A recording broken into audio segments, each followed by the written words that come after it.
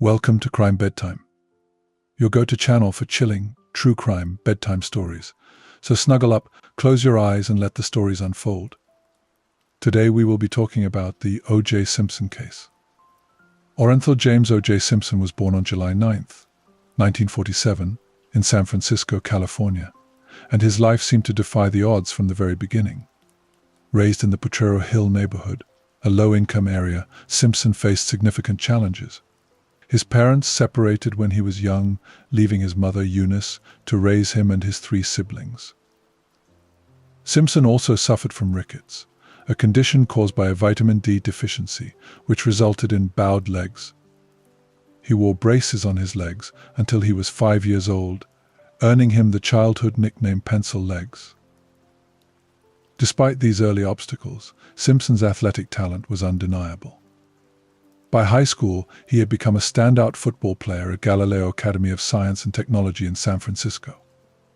His remarkable performance on the field earned him a scholarship to the City College of San Francisco, where he continued to excel. His speed, agility, and sheer determination on the football field caught the attention of college scouts across the nation. Simpson's journey took a significant turn when he transferred to the University of Southern California, USC. At USC, his electrifying runs and undeniable talent won him the Heisman Trophy in 1968, solidifying his status as one of the greatest college football players ever. His performance in the 1967 and 1968 seasons was nothing short of spectacular. He broke numerous records and became a national sensation, known for his ability to turn seemingly impossible plays into touchdowns. Following his collegiate success, Simpson was drafted by the Buffalo Bills in 1969 as the first overall pick. His NFL career was equally stellar. Over the next decade, Simpson became one of the most dominant running backs in the history of the sport.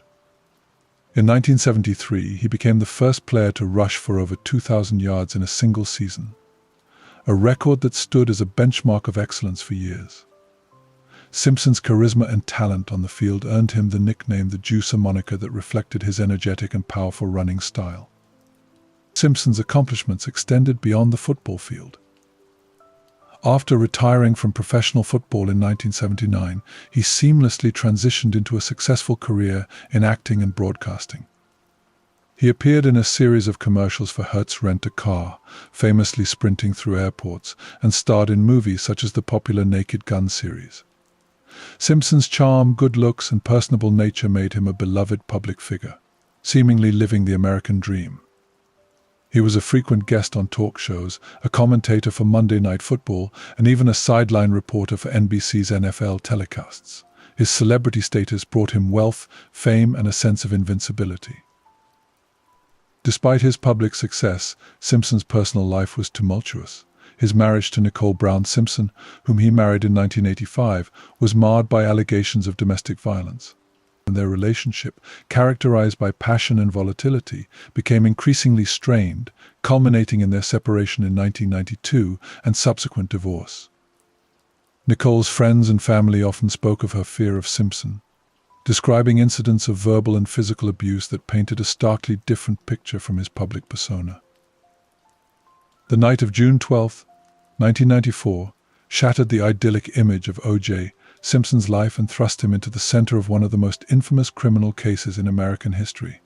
On that warm Sunday evening, Nicole Brown Simpson, O.J.'s ex-wife, and her friend Ronald Goldman were found brutally murdered outside Brown's condominium at 875 South Bundy Drive in the affluent Brentwood neighborhood of Los Angeles. Nicole, a beautiful and vivacious woman, had divorced Simpson 2 years earlier, following a tumultuous relationship marked by allegations of domestic abuse.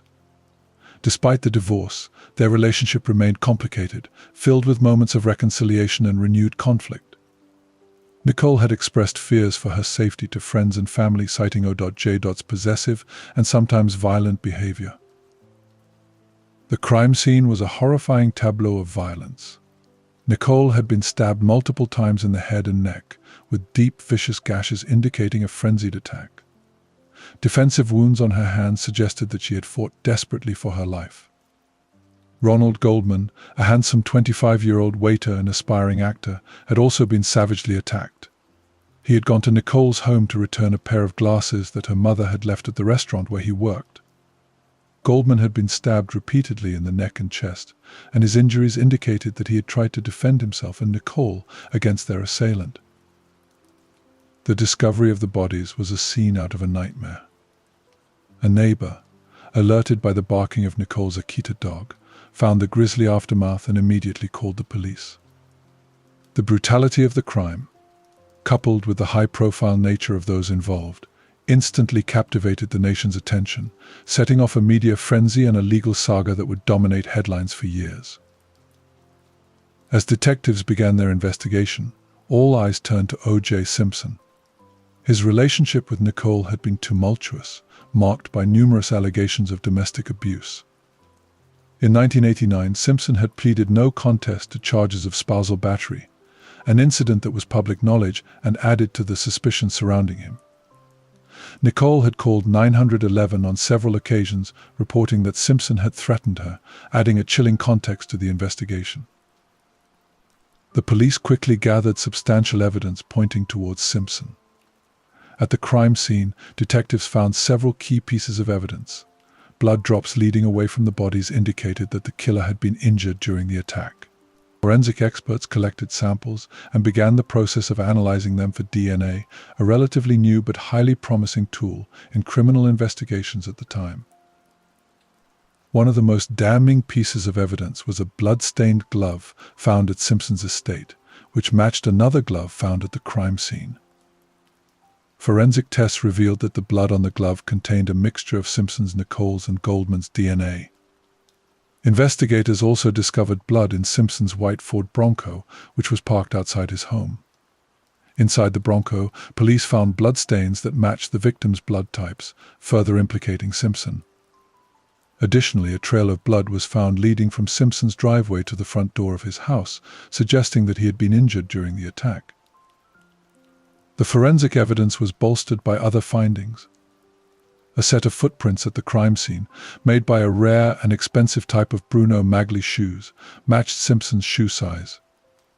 Later, photographs would emerge showing Simpson wearing these exact shoes at various public events, further tying him to the crime. Despite the mounting evidence, Simpson did not immediately surrender to the police, leading to one of the most dramatic moments in American television history. June 17, 1994, was supposed to be the day O.J. Simpson surrendered to the police. Instead, the nation watched in shock as he disappeared, sparking a massive manhunt. Later that day, Simpson was spotted in a white 1993 Ford Bronco, owned and driven by his longtime friend and former teammate Al Cowlings.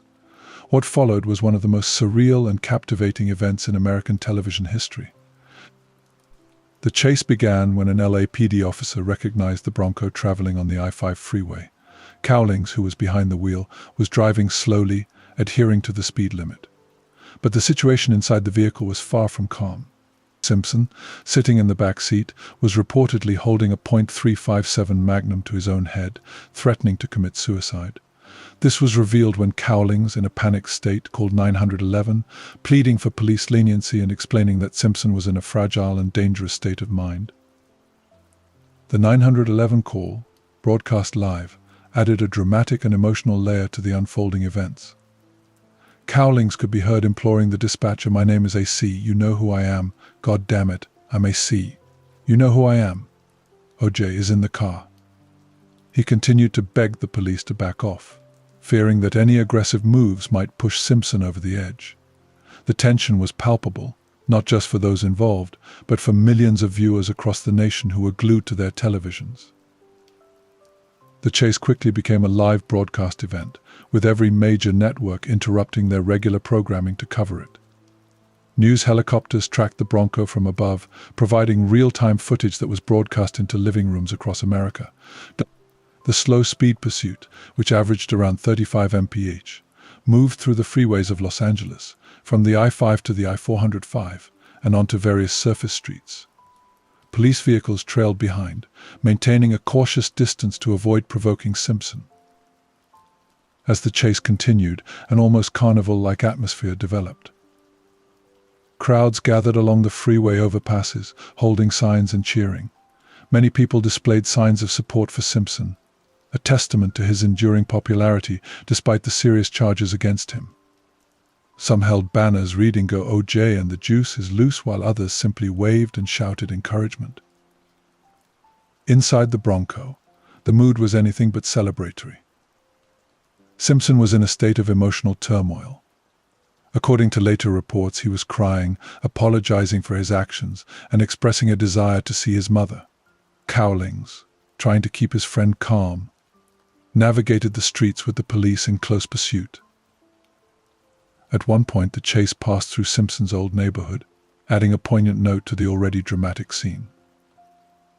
Meanwhile, the LAPD and Simpson's legal team were in constant communication.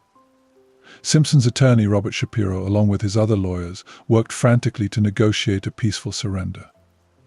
Police negotiators also communicated directly with Cowlings, trying to persuade him to bring the chase to an end without violence. The chase continued for over an hour, with the nation watching in suspense. Finally, at approximately 8 p.m., the Bronco returned to Simpson's home in Brentwood. As the vehicle pulled into the driveway, it was surrounded by a massive police presence. Officers, mindful of Simpson's mental state and the possibility of a suicide attempt, moved cautiously. They established a secure perimeter around the house and began the delicate process of negotiating Simpson's surrender. For nearly an hour, the standoff continued. Simpson, still holding the gun, remained in the back seat of the Bronco. His attorneys, speaking through police negotiators, urged him to come out peacefully. Family members, including Simpson's mother and children, were brought to the scene to try and persuade him to surrender. Finally, just before 9 p.m., Simpson agreed to come out. He emerged from the Bronco, looking exhausted and defeated, still holding the photograph of his family that he had clutched throughout the ordeal. He was immediately taken into custody without further incident. The dramatic chase had come to an end, but it was just the beginning of a legal and media saga that would grip the world for months to come. The Bronco chase remains one of the most memorable events in modern American history. It was a moment that captured the intersection of celebrity, media, and the criminal justice system in a way that had never been seen before. The chase not only highlighted Simpson's desperation and the public's fascination with his fall from grace, but also set the stage for the spectacle that would become the trial of the century. And the trial of O.J. Simpson, which began on January 24th, 1995, was an unparalleled media spectacle. Dubbed the trial of the century, it was a convergence of drama, celebrity, and racial tensions that gripped the nation. Simpson assembled a high-profile defense team known as the Dream Team, which included Johnny Cochran, Robert Shapiro, F. Lee Bailey, Alan Dershowitz, and a young Robert Kardashian, among others. Their strategy focused on undermining the prosecution's case by highlighting alleged police misconduct and racial bias within the LAPD.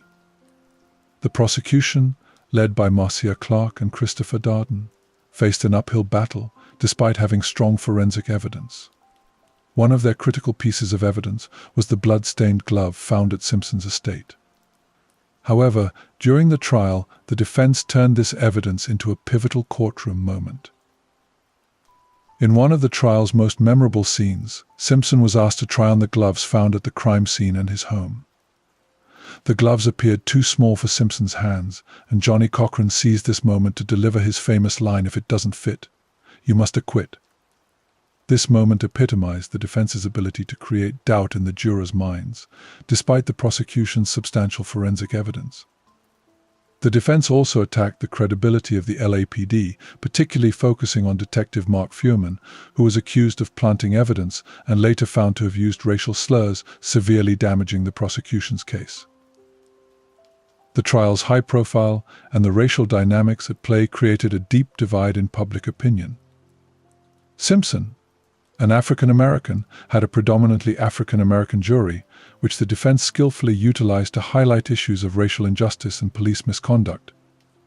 The trial was occurring just a few years after the Rodney King incident and subsequent Los Angeles riots, which had heightened racial tensions in the city and across the country. The Rodney King incident, in which an African-American man was brutally beaten by LAPD officers, had been caught on video and widely broadcast, leading to public outrage and a trial where the officers were acquitted. This acquittal sparked the 1992 Los Angeles riots, a violent and destructive response to what was seen as a clear example of systemic racism and police brutality. The memory of these events was still fresh in the minds of many, influencing their perceptions of the Simpson trial. Polls taken during and after the trial revealed stark differences in opinion between black and white Americans regarding Simpson's guilt. Many African Americans saw Simpson as a victim of systemic racism, while many white Americans believed that he was guilty beyond a reasonable doubt. The case thus became a lens through which broader issues of race, justice, and media influence were examined. The media's role in shaping public perception cannot be overstated. The trial was broadcast live, with every detail scrutinized and debated in the public sphere. News programs, talk shows, and tabloids all capitalized on the public's insatiable curiosity, turning the trial into a daily spectacle. This extensive coverage amplified the racial and social tensions surrounding the case, often highlighting the disparities in public opinion. Simpson's defense team leveraged these tensions, arguing that Simpson was being framed by a racist and corrupt police force. They pointed to the history of the LAPD and the involvement of Detective Fuhrman as evidence of a larger conspiracy against their client. This strategy resonated with many African Americans who had experienced or were aware of police misconduct in their communities. The trial also highlighted the impact of celebrity on the justice system. Simpson's fame and public persona played a significant role in how the case was perceived and handled. His status as a beloved sports hero and actor meant that many people had a personal connection to him, further complicating public reactions to the trial. On October 3, 1995, after less than 4 hours of deliberation, the jury delivered a verdict of not guilty on both counts of murder. The decision was met with a mixture of shock, jubilation, and outrage across the country. As the verdict was read, Simpson showed little emotion, maintaining a stoic demeanor. The courtroom, however, was a different story. The defense team erupted in celebration, hugging and shaking hands, while the prosecution team sat in stunned silence. Marcia Clark later recalled feeling a profound sense of disappointment and disbelief, sentiments echoed by many who had followed the trial closely. Outside the courthouse, the reactions were even more polarized. In predominantly African American communities, there was a sense of victory and relief. Many saw the acquittal as a rare win against a justice system perceived as biased and oppressive.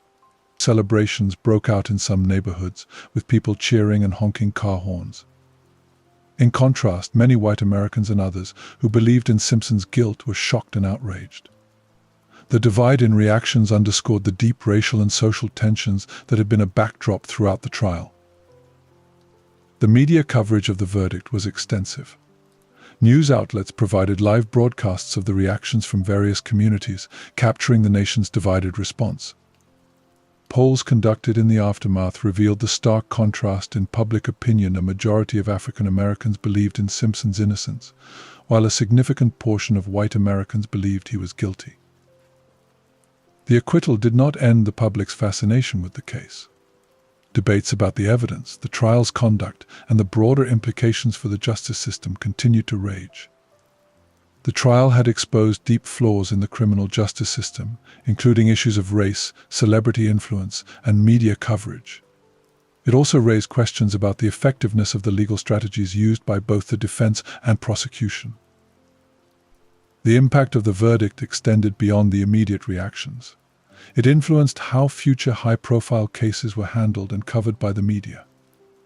The extensive coverage of the Simpson trial set a precedent for the 24-hour news cycle and the role of television in shaping public perception of legal proceedings. The trial also became a case study in law schools, examining the intricacies of legal strategy, jury selection, and the use of forensic evidence. The acquittal did not end Simpson's legal troubles. In 1997, the families of Nicole Brown Simpson and Ronald Goldman filed a civil suit against Simpson for wrongful death. Unlike the criminal trial, the civil trial did not require proof beyond a reasonable doubt, only a preponderance of the evidence. The jury found Simpson liable for the deaths and awarded the families $33.5 million in damages. This civil judgment reinforced the belief among many that Simpson was indeed responsible for the murders, despite the criminal acquittal. The civil judgment had significant financial implications for Simpson. He was ordered to pay millions to the families of the victims, which led to various attempts to collect on the judgment, including the auctioning of his personal property. Despite these efforts, much of the judgment remained unpaid for years, adding another layer of complexity to the saga. After the civil trial, Simpson's life continued to spiral. His financial situation deteriorated, and he faced several legal issues over the years, including allegations of domestic violence and road rage incidents. In 2007, Simpson was arrested in Las Vegas for his involvement in an armed robbery at a hotel. Simpson claimed he was attempting to retrieve personal memorabilia that he believed had been stolen from him. However, the incident, which involved Simpson and a group of men forcibly entering a hotel room and taking various items at gunpoint, led to serious charges. In 2008, Simpson was found guilty of armed robbery, kidnapping, and other charges. He was sentenced to 33 years in prison with the possibility of parole after 9 years. This conviction was seen by some as a form of delayed justice for the murders of Nicole Brown Simpson and Ronald Goldman, although it was entirely unrelated to those crimes. Simpson was granted parole on July 20, 2017, after serving 9 years of his sentence. The parole hearing, held in Carson City, Nevada, was broadcast live and attracted significant media attention. During the hearing, Simpson appeared composed and contrite. He expressed remorse for his actions during the Las Vegas robbery, stating that he had not intended to commit any crime and had believed he was retrieving his own property. His testimony was bolstered by good behavior reports from prison officials, who described Simpson as a model inmate who had participated in numerous rehabilitation programs. The parole board deliberated briefly before granting Simpson parole. Their decision was based on several factors, including his age, the non-violent nature of his crime, and his lack of prior criminal convictions aside from the infamous murder charges for which he had been acquitted. Simpson's release was scheduled for October 1, 2017. Upon his release, Simpson returned to a world that had changed significantly during his time in prison.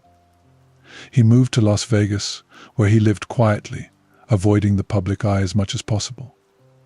Despite his efforts to stay out of the spotlight, his actions continued to attract media attention.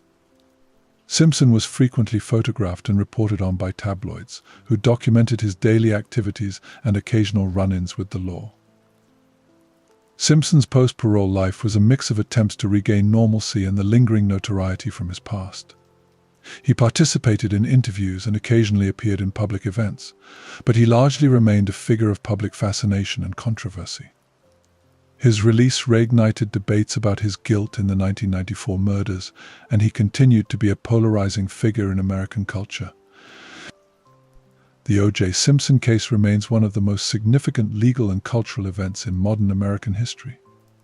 It highlighted several key issues, including: the trial exposed deep racial divisions within the United States and prompted widespread discussions about race, justice, and police conduct.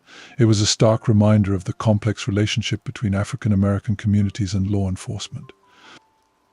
The Rodney King incident in 1991, where an African American man was brutally beaten by LAPD officers, had set the stage for the public's perception of the Simpson trial. The subsequent acquittal of the officers involved led to the 1992 Los Angeles riots, a stark manifestation of racial tensions and mistrust in the justice system.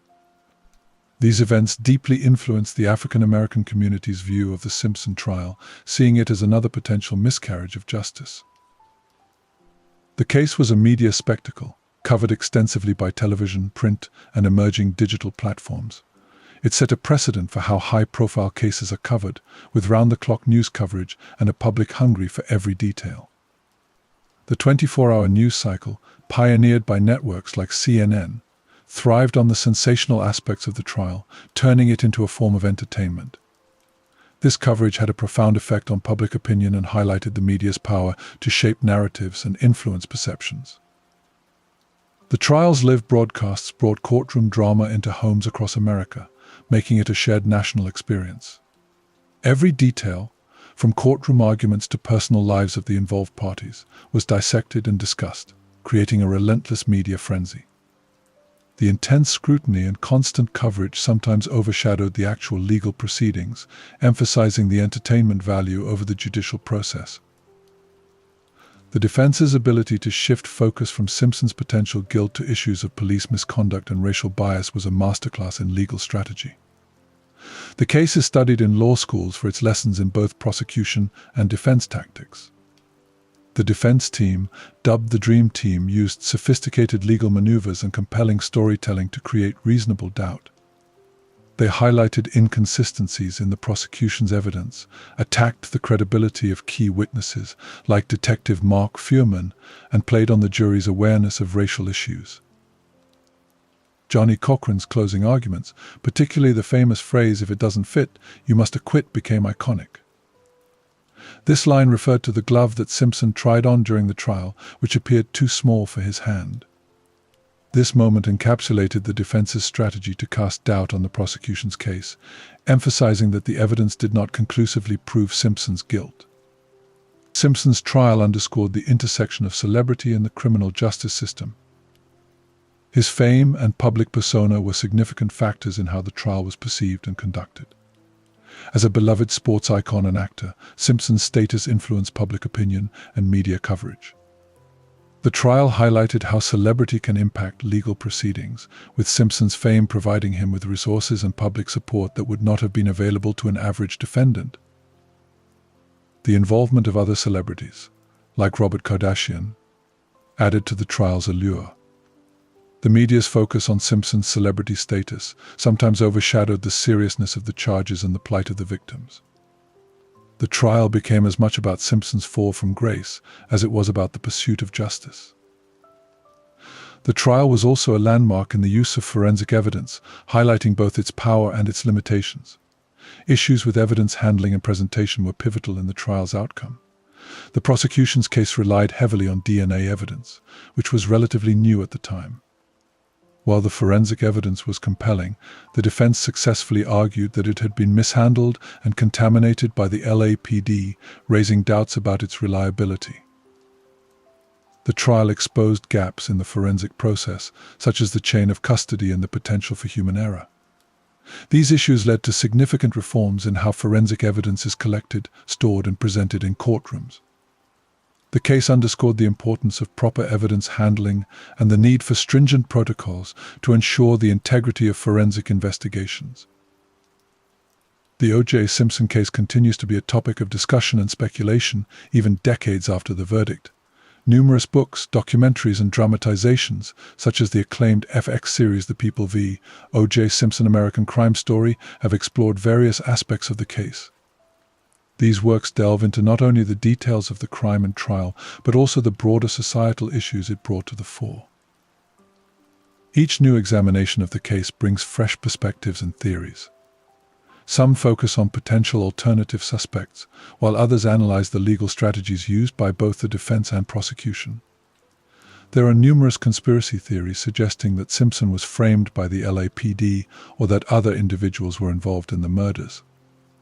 These theories, while often lacking substantial evidence, keep the case in the public consciousness and highlight the enduring fascination with the events of 1994 and 1995. The case has also prompted discussions about the role of race in the American justice system. The divergent reactions to the verdict among different racial groups reflect broader societal issues and underscore the need for ongoing dialogue about race, justice, and equality. The trial exposed deep-seated racial tensions and highlighted the disparities in how the justice system is perceived and experienced by different communities. Furthermore, the case has had a lasting impact on the media landscape. The Simpson trial set a precedent for how high-profile cases are covered, influencing the development of the 24-hour news cycle and the sensationalist approach often taken by media outlets. The extensive coverage of the trial blurred the lines between news and entertainment, a trend that continues in modern media. Legal scholars continue to study the case for its lessons in courtroom strategy and its impact on the legal profession. The trial demonstrated the power of a well-crafted defense and the importance of understanding and leveraging public perception. It also highlighted the need for transparency and accountability in law enforcement, as the defense's allegations of police misconduct played a crucial role in the outcome. The O.J. Simpson case is a complex and multifaceted story that encapsulates the intersections of race, celebrity, media, and justice in America. It remains a landmark case that is studied and referenced for its profound impact on American society and the legal system. Whether viewed as a tragic example of a flawed justice system or a necessary reckoning with racial biases, the legacy of the O.J. Simpson case is indelible. Now it's time to slowly drift into sleep. Close your eyes, let go, and allow sleep to gently carry you away into a night of sweet dreams and restful slumber.